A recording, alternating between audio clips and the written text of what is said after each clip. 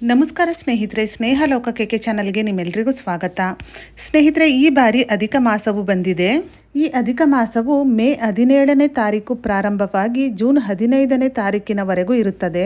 ಈ ಬಾರಿ ಜ್ಯೇಷ್ಠ ಮಾಸದಲ್ಲಿ ಅಧಿಕ ಮಾಸವು ಬರುತ್ತಿದೆ. ಹಾಗಾದರೆ ಈ ಅಧಿಕ ಮಾಸದಲ್ಲಿ ಯಾವ ಕೆಲಸಗಳನ್ನು ಕೈಗೊಳ್ಳಬೇಕು, ಪೂಜಾ ವಿಧಿವಿಧಾನ ಹೇಗೆ, ಈ ಅಧಿಕ ಮಾಸದ ಮಹತ್ವವೇನು, ಹಾಗೆ 33 ಸಂಖ್ಯೆಯ ಮಹತ್ವವೇನು, ಈ ಎಲ್ಲ ಮಾಹಿತಿಯನ್ನು ಇವತ್ತಿನ ಈ ವಿಡಿಯೋದಲ್ಲಿ ತಿಳಿಯೋಣ ಸ್ನೇಹಿತರೆ. ಅದಕ್ಕೂ ಮೊದಲು ನೀವು ಇನ್ನೂ ನನ್ನ ಚಾನಲ್ನ ಸಬ್ಸ್ಕ್ರೈಬ್ ಮಾಡ್ಕೊಂಡಿಲ್ಲ ಅಂದರೆ ದಯವಿಟ್ಟು ಸಬ್ಸ್ಕ್ರೈಬ್ ಮಾಡ್ಕೊಳ್ಳಿ. ತಪ್ಪದೇ ಬೆಲ್ಲೈಕನನ್ನು ಕೂಡ ಕ್ಲಿಕ್ ಮಾಡಿ. 3 ವರ್ಷಗಳಿಗೆ ಒಮ್ಮೆ ಅಧಿಕ ಮಾಸ ಬರುತ್ತದೆ. ಈ ವ್ರತವನ್ನು ಮಾಡಲು ನಮಗೆ 3 ವರ್ಷಗಳಿಗೆ ಒಮ್ಮೆ ಅವಕಾಶ ಸಿಗುತ್ತದೆ. ಆದ್ದರಿಂದ ಯಾರೂ ಈ ಅವಕಾಶವನ್ನು ಮಿಸ್ ಮಾಡೋದಕ್ಕೆ ಹೋಗಬೇಡಿ. ಈ ವ್ರತವನ್ನು ಒಂದು ದಿನವನ್ನಾದರೂ ಆಚರಿಸಿ. ಇದರಿಂದ ನಿಮ್ಮ ಕಷ್ಟಗಳೆಲ್ಲ ಕಳೆಯುತ್ತವೆ. ಈ ಅಧಿಕ ಮಾಸದ ಪೂರ್ತಿ ತಿಂಗಳು ಪೂಜೆ ಮಾಡುವುದು ಮತ್ತು ದಾನ ಮಾಡುವುದು ಹೆಚ್ಚಿನ ಮಹತ್ವವನ್ನು ಹೊಂದಿದೆ. ಇದರಿಂದ ಫಲ ಸಿಗುತ್ತದೆ ಎಂಬ ನಂಬಿಕೆ ಇದೆ. ಎಲ್ಲರೂ ಕೂಡ ಅಧಿಕ ಮಾಸದ ಪೂರ್ತಿ ದಿನ ಪೂಜೆ ಮಾಡುವುದು ಮತ್ತು ದಾನ ಮಾಡಲು ಸಾಧ್ಯವಾಗುವುದಿಲ್ಲ.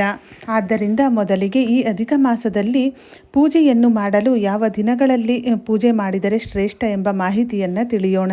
ಸ್ನೇಹಿತರೆ, ತಿಂಗಳ ಪೂರ್ತಿ ನಿಯಮಗಳನ್ನು ಪಾಲಿಸಿ ಪೂಜೆ ಮಾಡಲು ಸಾಧ್ಯವಾಗುವುದಿಲ್ಲ. ಆದ್ದರಿಂದ ಈ ದಿನಗಳಲ್ಲಿ ಯಾವುದಾದರೂ ಒಂದು ದಿನ ನೀವು ಈ ಅಧಿಕ ಮಾಸದ ಪೂಜೆಯನ್ನು ಮಾಡಿದರೆ ಸಾಕು, ತಿಂಗಳು ಪೂರ್ತಿ ಪೂಜೆ ಮಾಡಿದ ಫಲ ಸಿಗುತ್ತದೆ. ಆ ದಿನಗಳು ಯಾವುವೆಂದರೆ ಶುಕ್ಲ ಪಕ್ಷ ಮತ್ತು ಕೃಷ್ಣ ಪಕ್ಷದಲ್ಲಿ ಬರುವಂತಹ ದ್ವಾದಶಿ, ಹುಣ್ಣಿಮೆ, ಅಷ್ಟಮಿ, ನವಮಿ, ಚತುರ್ದಶಿ ಮತ್ತು ಅಮಾವಾಸ್ಯೆ. ಈ ದಿನಗಳಲ್ಲಿ ಅಧಿಕ ಮಾಸದ ವ್ರತವನ್ನು ಮಾಡುವುದರಿಂದ ವಿಶೇಷ ಫಲ ಸಿಗುತ್ತದೆ ಎಂಬ ನಂಬಿಕೆ ಇದೆ. ಇನ್ನು ಪೂಜಾ ವಿಧಾನವನ್ನು ನೋಡುವುದಾದರೆ ಬೆಳಗ್ಗೆ ಬೇಗ ಎದ್ದು ಮನೆಯನ್ನು ಸ್ವಚ್ಛ ಮಾಡಿ ಸ್ನಾನವನ್ನು ಮಾಡಿ ಶುಭ್ರವಾದ ಬಟ್ಟೆಯನ್ನು ಧರಿಸಿ, ಅದರಲ್ಲೂ ಹಳದಿ ಬಣ್ಣದ ಬಟ್ಟೆಯನ್ನು ಧರಿಸಿ, ನಂತರ ದೇವರ ಮನೆಯಲ್ಲಿ ಒಂದು ಪೀಠವನ್ನು ಸಿದ್ಧಪಡಿಸಿಕೊಂಡು ಆ ಪೀಠದ ಮೇಲೆ ಒಂದು ಅಷ್ಟದಳ ಪದ್ಮ ರಂಗೋಲಿಯನ್ನು ಬರೆದು ಅದರ ಮೇಲೆ ಒಂದು ತಟ್ಟೆಯನ್ನು ಇಟ್ಟು ಅದಕ್ಕೆ ಸ್ವಲ್ಪ ಅಕ್ಕಿಯನ್ನು ಹಾಕಿ ಹರಡಿ, ನಂತರ ಆ ಅಕ್ಕಿಯಲ್ಲಿ ಶ್ರೀಂ ಎಂದು ಬರೆದು ಅದಕ್ಕೆ ಅರಿಶಿನ ಕುಂಕುಮವನ್ನು ಇಟ್ಟು, ನಂತರ ಕೃಷ್ಣನ ವಿಗ್ರಹವನ್ನು ಶ್ರೀಂ ಎಂದು ಬರೆದಿರುವ ಮೇಲೆ ಇಡಿ. ಶ್ರೀಕೃಷ್ಣನ ವಿಗ್ರಹ ಇಲ್ಲ ಎನ್ನುವವರು ನಿಮ್ಮ ಮನೆಯಲ್ಲಿ ವಿಷ್ಣುವಿನ ಅವತಾರವಾದ ಯಾವುದೇ ಫೋಟೋ ಅಥವಾ ವಿಗ್ರಹವಿದ್ದರೆ ಅದನ್ನೇ ಕೂಡ ನೀವು ಸ್ಥಾಪನೆ ಮಾಡಿ ಪೂಜೆ ಮಾಡಬಹುದು. ಮೊದಲಿಗೆ ಕೃಷ್ಣನಿಗೆ ಅರಿಶಿನ, ಕುಂಕುಮ, ಶ್ರೀಗಂಧವನ್ನು ಅರ್ಪಿಸಿ ಹೂಗಳಿಂದ ಅಲಂಕಾರ ಮಾಡಿ, ಹಾಗೆ ತಪ್ಪದೆ ತುಳಸಿ ಮಾಲೆಯನ್ನು ಅರ್ಪಿಸಿ, ಹಾಗೆ ವಿಷ್ಣುವಿಗೆ ಪ್ರಿಯವಾದ ರಂಗೋಲಿಯನ್ನು ಪೀಠದ ಮುಂದೆ ಬಿಡಿಸಿ. ವಿಷ್ಣುವಿಗೆ ಪ್ರಿಯವಾದ ರಂಗೋಲಿ ಎಂದರೆ ಕೊಳಲು, ಪಾರಿಜಾತ, ಶಂಖ, ಚಕ್ರ, ಅಷ್ಟದಳ ಪದ್ಮ, ನವಿಲು ರಂಗೋಲಿ, ಹಸುವಿನ ರಂಗೋಲಿ, ಈ ಥರದ ರಂಗೋಲಿಯನ್ನು ಹಾಕಿ. ಈ ಅಧಿಕ ಮಾಸದಲ್ಲಿ ವಿಶೇಷವಾಗಿ 33 ಸಂಖ್ಯೆಗೆ ತುಂಬ ವೈಶಿಷ್ಟ್ಯವಿದೆ. ಆದ್ದರಿಂದ ನೀವು ರಂಗೋಲಿಯನ್ನು ಹಾಕುವಾಗ 33ರ ಸಂಖ್ಯೆಯಲ್ಲಿ 33 ಶಂಖ, 33 ಪಾರಿಜಾತ ಹೂವು ರಂಗೋಲಿಯನ್ನು ನಿಮಗೆ ಯಾವುದು ಸುಲಭವಾಗಿ ಬರುತ್ತದೆಯೋ ಅಂತಹ ರಂಗೋಲಿಯನ್ನು ಹಾಕಿ.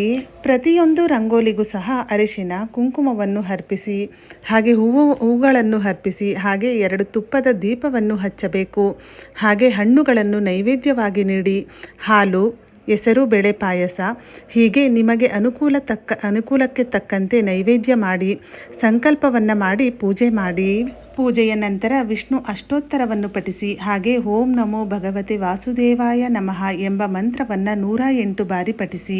ಹಾಗೆ ಇವತ್ತಿನ ದಿನ ಯಾರಿಗಾದರೂ ದಾನ ಮಾಡಿ, ಯಾರಿಗೆ ಅವಶ್ಯಕತೆ ಇರುತ್ತದೆಯೋ ಅಂಥವರಿಗೆ ದಾನ ಮಾಡಿ.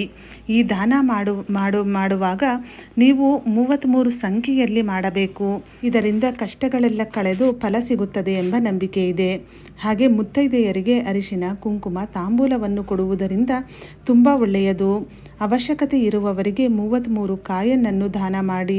ಇದರಿಂದ ಪುಣ್ಯ ಸಿಗುತ್ತದೆ. ಸಂಜೆ ಮತ್ತೊಮ್ಮೆ ಪೂಜೆ ಮಾಡಿ ವಿಷ್ಣು ಅಥವಾ ಕೃಷ್ಣನ ದೇವಸ್ಥಾನಕ್ಕೆ ಹೋಗಿ, ಹಾಗೆ ಮುತ್ತೈದೆಯರನ್ನು ಮನೆಗೆ ಕರೆದು ತಾಂಬೂಲವನ್ನು ನೀಡಿ. ಮನೆಗೆ ಕರೆಯಲು ಸಾಧ್ಯವಾಗದವರು ಅಂಥವರು ದೇವಸ್ಥಾನಕ್ಕೆ ಹೋಗಿ ಅಲ್ಲಿ ಬರುವ ಭಕ್ತಾದಿಗಳಿಗೆ ಅಂದರೆ ಮುತ್ತೈದೆಯರಿಗೆ ಅರಿಶಿನ, ಕುಂಕುಮ, ತಾಂಬೂಲವನ್ನು ಕೊಡಿ. ಹಾಗೆ ಈ ದಿನ ದಾನ ತುಂಬ ಮಹತ್ವವನ್ನು ಹೊಂದಿದೆ. ಆದ್ದರಿಂದ 33 ಛತ್ರಿ, ಚಪ್ಪಲಿಯಾಗಿರಬಹುದು, ನಿಮಗೆ ಏನು ಅನುಕೂಲ ಮತ್ತು ಅವರಿಗೆ ಏನು ಅವಶ್ಯಕತೆ ಇರುತ್ತದೆಯೋ ಅಂತಹ ವಸ್ತುಗಳನ್ನು ದಾನವಾಗಿ ನೀಡಿ. 33 ವಸ್ತ್ರ, ಹೀಗೆ ನಿಮ್ಮ ಅನುಕೂಲಕ್ಕೆ ತಕ್ಕಂತೆ ದಾನ ಮಾಡಿ. ಇದರಿಂದ ಪುಣ್ಯ ಪ್ರಾಪ್ತಿಯಾಗುತ್ತದೆ. ಈ ಅಧಿಕ ಮಾಸವನ್ನು ಪುರುಷೋತ್ತಮ ಮಾಸ ಎಂದು ಕೂಡ ಕರೆಯಲಾಗುತ್ತದೆ.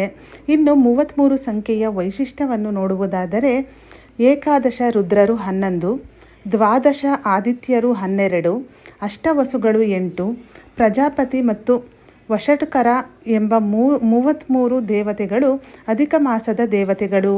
ಇವರುಗಳ ಅಂತರ್ಯಾಮಿ ಭಗವಂತ ಮಾಸ ಶ್ರೀ ಪುರುಷೋತ್ತಮನೇ. ಆದ್ದರಿಂದ ಅಧಿಕ ಮಾಸದಲ್ಲಿ 33ರ ಸಂಖ್ಯೆಗೆ ಹೆಚ್ಚು ಪ್ರಾಬಲ್ಯವಿದೆ. ಏಕಾದಶ ರುದ್ರರು 11 ಅಂದರೆ ಭೀಮ, ದೈವತ, ವಜ, ಅಜೈಕಪಾತ್, ಮಹಾನ್, ಬಹುರೂಪ, ಭವ, ವಾಮದೇವ, ಉಗ್ರ, ಹಬಿರ್ಬುದ್ನಿ ಮತ್ತು ವೃಷಕಪಿ. ದ್ವಾದಶ ಆದಿತ್ಯರು 12, ವಿಷಾಸ್ವಾನ್, ಹಾರ್ಯಾಮ, ಪೂಷ, ತ್ವಷ್ಟೃ, ಸವಿತೃ, ಭಗ, ಧಾತೃ, ಪರ್ಜನ್ಯ, ವರುಣ, ಮಿತ್ರ, ಶಕ್ರ, ಉರುಕ್ರಮ. ಅಷ್ಟವಸುಗಳು 8, ದ್ರೋಣ, ಧ್ರುವ, ದೋಷ, ಅರ್ಕ, ಅಗ್ನಿ, ದ್ಯಾಔ, ಪ್ರಾಣ ಮತ್ತು ವಿಭಾವಸು. ಹಾಗೆ ಪ್ರಜಾಪತಿ ಮತ್ತು ವಷಟ್ಕರ ಎಂಬುವ 33 ದೇವತೆಗಳ ಹೆಸರು. ಸ್ನೇಹಿತರೆ, ಈ ವಿಡಿಯೋದಲ್ಲಿ ಅಧಿಕ ಮಾಸ ಈ ಬಾರಿ ಯಾವಾಗ ಪ್ರಾರಂಭವಾಗಿ ಯಾವಾಗ ಅಂತ್ಯವಾಗುತ್ತದೆ, ಪೂಜಾ ವಿಧಿ ವಿಧಾನ ಹೇಗೆ, 33 ಸಂಖ್ಯೆಯ ಮಹತ್ವವೇನು, ಈ ಎಲ್ಲ ಮಾಹಿತಿಯನ್ನು ತಿಳಿಸಿದ್ದೇನೆ. ಇವತ್ತಿನ ಈ ವಿಡಿಯೋ ನಿಮಗೆ ಇಷ್ಟವಾದಲ್ಲಿ ವಿಡಿಯೋನ ಲೈಕ್ ಮಾಡಿ, ಹಾಗೆ ನಿಮ್ಮ ಫ್ರೆಂಡ್ಸ್ ಆ್ಯಂಡ್ ಫ್ಯಾಮಿಲಿಗೂ ಈ ವಿಡಿಯೋವನ್ನು ಶೇರ್ ಮಾಡಿ. ಇದೇ ಥರದ ಮತ್ತಷ್ಟು ಮಾಹಿತಿಗಾಗಿ ಸ್ನೇಹಲೋಕ KK ಚಾನಲ್ನ ಸಬ್ಸ್ಕ್ರೈಬ್ ಮಾಡಿಕೊಂಡು ಸಪೋರ್ಟ್ ಮಾಡಿ.